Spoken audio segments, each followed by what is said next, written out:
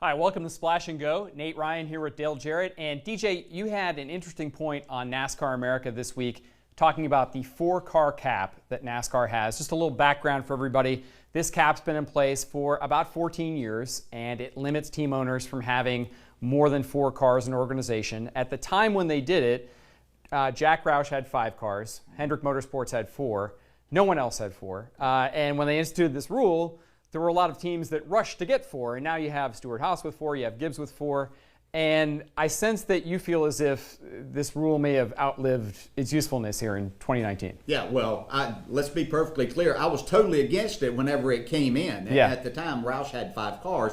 I thought that 2 should be the limit at that time. I thought that it would keep more owners involved, give more sponsors opportunities to be in, and I thought that at that time that it probably would give more drivers better opportunities along the way. But I think now with what we have seen and looking for quality racing, we have so many young drivers that are getting better opportunities to come up through the ranks, through the trucks, through the XFINITY Series, and be ready to go cup racing when they're 21, 22 years old, that we need to maybe look at opening this up for those teams.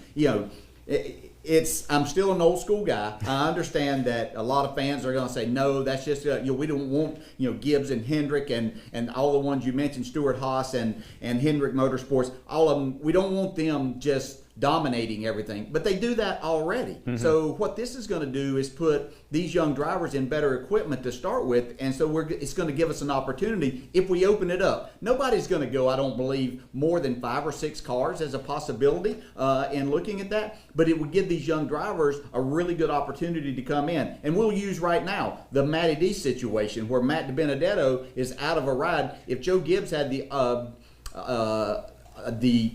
could acquire and have 5 cars, then Christopher Bell would be staying right there and Matt DiBenedetto would be in that other car. So I think that maybe we've outlived this time. Let's give it a try. It's not saying that it's got to be something set in stone where, we're going to try this for 5 years or 10 years.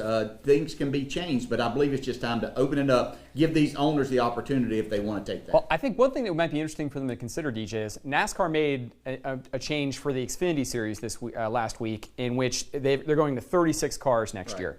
So I'm wondering, would it make sense if NASCAR were to limit, right now there are 40 cars max for each cup race. Maybe if they limited that number and dropped that down a little bit and allowed owners to have, more than 4 cars if they so desired. I think you're right. I don't think anybody would have more than 4 or 5 tops, and allowed that purse money to be spread among fewer cars. Yes. It might make for, if you did both at the same time, cap owners on one hand, but also limit fields a little bit more, it might solve both problems at once. Yeah, because in that way we're getting more dollars to the back end of the field, right, which is what you're after anyway. Don't need to go putting it at the front. They're okay. There's enough there. So if you cut that group down, and these owners that if a Joe Gibbs can have a 5th team, they might look at that in certain opportunity. It might not be every year that they would have that many cars that they would want to run, but it would give them that choice if they so desired, and cut that back. Then I think we have more quality fields as we go through this. Right, and you don't feel as if, hey, if you take the 4-car limit off. I mean, I think the thinking in 2005 was,